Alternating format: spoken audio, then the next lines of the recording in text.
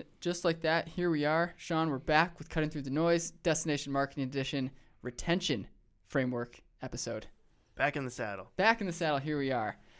So this week we're talking about retention, a very important, sometimes overlooked piece of the framework, of the marketing framework: acquisition, activation, retention, referral, revenue. So third on the list. We talked last episode about converting website visitors, and now we're talking about what to do once those website visitors have actually done what you want: converted, purchased, inquired, traveled to your destination, booked a ticket. Yeah, I mean, you do all that work to get people, and you get them to buy something, they book a ticket, they go on this great excursion, and then a lot of people just move on to the next target. I was gonna say the next mark, but that sounds a little awkward. But and then they kind of move on. But you have to remember, you spent all that time, you got them into your web. You got to keep them around. That's right.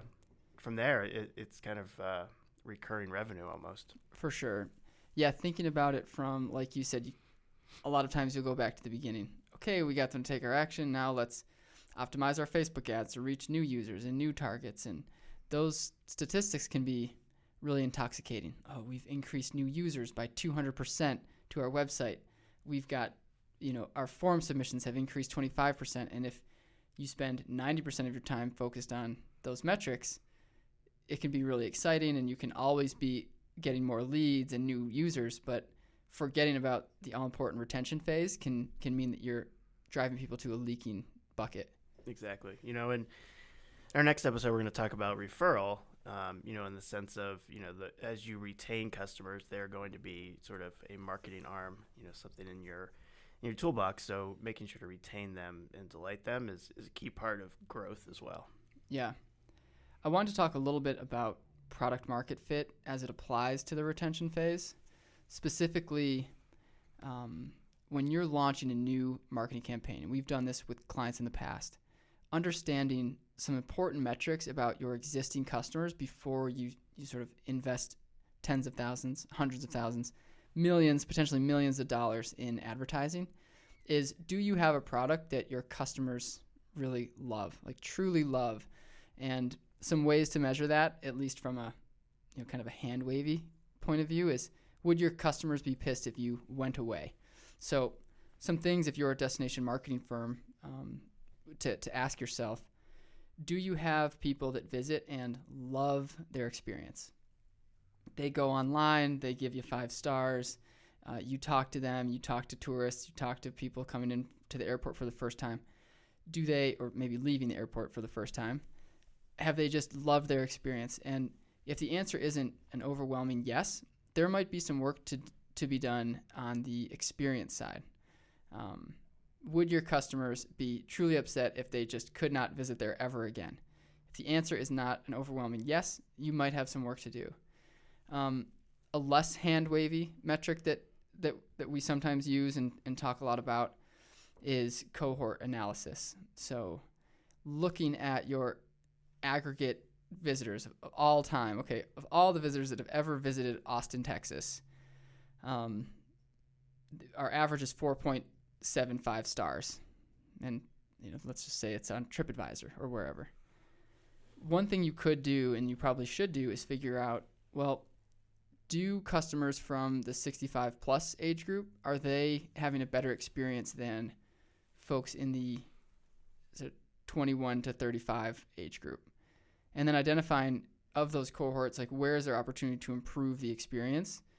Because just like you said, recurring revenue is a repeat visitor in destination marketing. And I think, it's sort of that next step after a few things we talked about in terms of, user experience on your website, just in terms of getting to the purchase point, how they're interacting with the site, how long they're staying, page views, clicks, engagement. So this is kind of the next step. So they've made it through your amazing website. The UX was amazing. And so now they're sort of experiencing your product and hoping to kind of realize that value proposition. So if they're not, enjoying it, that's, basically like a bounce. Right. And I think, with some of our clients, maybe not tourism, but, from an e-commerce standpoint, the way that we kind of look at are they enjoying the product? Is half of it is, reviews online, things they're saying on social media, but also sort of the lapsed customer metric in terms of, your most satisfied customers are buying once a month, and then you start to see that, you have an overwhelming amount of customers who haven't purchased in 90 days, haven't purchased in 180 days, and that means that either they weren't satisfied with the product or they found a better product, a better deal elsewhere. And I think the same can be true of sort of tourism. Yeah. Yeah, to that point, e-commerce, destination marketing, you spend money in that activation stage. And a lot of times the cost of customer acquisition, so the cost that it takes in marketing dollars to acquire a new customer for an e-commerce site or to acquire a visitor to come to your destination, is a fixed cost. So let's say it's $200 to, to encourage somebody to visit, they book a flight, and then they arrive at your destination. That number is fixed, so that's just a $200 cost per acquisition. If you can, if that's for a new user, if that user returns 3 times or 10 times, like that initial customer acquisition cost, your return on that initial investment just increases dramatically, exponentially, the longer you can retain them or get them coming back. Yeah, and that's why if you look at it as sort of a one and done scenario, then, the financials aren't always going to work out. Right. And if you're striving to make money on one sort of conversion, that's probably not going to work out in your favor. Yeah. Lifetime value of customer, a metric that you might want to understand. Yeah. And, in something like destination marketing and tourism, I think, being somebody's go-to, people travel forever. Right. And even if it's a small thing, it's a small trip, a weekend getaway, they're always going to go back to the same source if they 100% believe in it and it's a fit for them. The flip side of that is there's a lot of competition. Right. Plenty of options to travel. Yep. Well, it's worth noting, I think, on the episode about retention, sort of switching gears a little bit on the software side and what software does to retain users and to retain customers. While it's not directly related to destination marketing, I think there's a lot of lessons to be learned from some of the powerhouse companies in the world that do this, that clearly have data that shows that it works. Things like Facebook. Thinking about it from a point of view, if you were to log into Facebook for the first time ever, try to remember, that moment when you first logged in and saw some newsfeed stuff going on. And if you had a bad experience and never logged back in, and what's Facebook at now, a couple billion users? Let's say 2 billion people logged in once. Like, everybody could kind of high five about that and say, wow, we got 2 billion users to create an account. However, that company is worth not much money at all, maybe $0 or bankrupt if those users don't continue to log back in. So when you get messages in your inbox or from a notification that says, you've been tagged in a photo, Shawn, like, try to ignore that message. Try not to log back in to Facebook. They are brilliant, and some might say corrupt. Like, they're some of the only ones that can get away with this, to push notifications to your phone that let you know, like, you have to log in to, like, detag yourself or something along those lines. And they have the power to do it. But it's a lesson to be learned in they've mastered the art of coming back, revisiting the app, logging in, checking what's going on. It's a new experience every time you log in. So thinking about that with repeat visitors, what's their experience the first time? And what might their experience be the second time and the third time and the 200th time? It has to be, unique in the sense that, and that's where personalization comes into play. That's where landing pages come into play. It's where creative email, becomes a big asset. Is, if you really are strong at what you do, then people are going to expect something a little personalized and a little different each time they visit. Yeah. On the marketing side, automation, in the retention phase, I feel like with our clients, we tend to do a lot of automation, but it's usually a lot of it happens after they become a customer. It's not, for sure, we're sending 50 emails before you buy. We're sending hyper segmented emails after you're a customer to let you know that we think you might be interested in this. Here's some things that, we based on your product purchasing history, you'll be into. Yeah, something that we do for one client is we send automatic email goes out on the 1-year anniversary of their first purchase on the site, Yeah. and offers them a $5 coupon. I think that could be sort of really interesting thing on the destination marketing side is have an automatic email go out on the anniversary of somebody's first trip, and it'd be very personal, and it's like, hey, remember that trip to Costa Rica on January 20th, 2019, and share some photos of Costa Rica, or have it really personalized, like this was the hotel they visited, and then just be like, oh, and here's some other trips you may be interested in. It's just kind of a unique way, and that you're one of very few people that is getting an email on February 20th, 2020, right? Because that was the day that you kind of went on your trip through sort of this website. So that's kind of just a unique way to make people feel like, hey, I know this is automated and that somebody didn't push send, but at the same time, it's still personalized to me. Yeah. Have you heard that story about the restaurant that uses the different colored napkins depending on how many times you've been into the restaurant?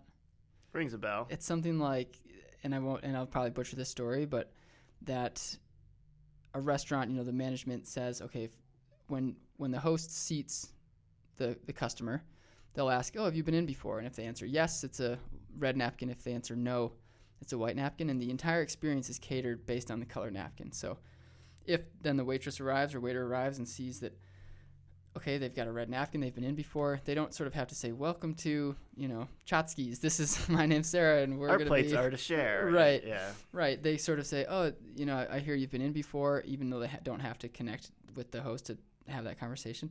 You've been in before, so you're familiar with the family style. What I might recommend, and this is a popular thing for folks who have been in a couple times, is this select menu and that type of conversation. And there was some data behind it, but the retention goes through the roof, and they immediately become evangelists, which we'll talk about in the referral stage. Yeah, I like that. And then maybe they like haze the people who haven't been in before. Right. Just be like, why haven't you come in before? You have to wear this hat. Yeah. Yeah. Where they like write on the hat. Those restaurants are awful. I'd be so scared of those. Well, that's, I think that covers the retention phase from a really kind of a helicopter view. There's a ton of different things you can do per vertical, but as we talk about destination marketing, the opportunity to delight people who have already been, I think is a huge opportunity for folks that is sort of untapped. And I think it's something that's not incredibly difficult either. And, right. And it doesn't require a lot of, effort from, you just don't have to overthink it. It's, remind people of why they picked you in the first place and why they invested, what could be a substantial amount of cash in you. You'll be good to go. It's just can't have it fall off the radar and just assume that people are going to be loyal when there's so much noise. Yeah. And you might find, too, that there's a certain demographic that repeat visits more than others.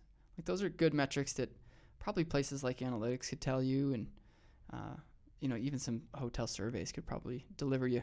Here's a demographic that is most likely to return. So you think about that cost of customer acquisition that we talked about. It costs $200. Well, maybe it costs $100 to acquire, a user that, or the same 200, but if the pie is bigger at like the 45 to 65 or 45 to 55 age bracket, meaning it cost me $200 to acquire those users, but they're much more likely to repeat visit. Spend your marketing budget there first, perhaps. At the same time, maybe it costs you $2,000 to acquire a 30-year-old, but in 35 years when they're retired and all of a sudden they're using you 5, 6, 7 times a year, that's also going to pay off. I know that's a long revenue projection number, but you have to think about, that way too. When you talk about lifetime, you also have to think about lifelong right. as well. Literally, lifetime customer. Lifetime. That's it. Okay, cutting through the noise, signing off. All right, we're going to retain you. Coming up next, referral marketing.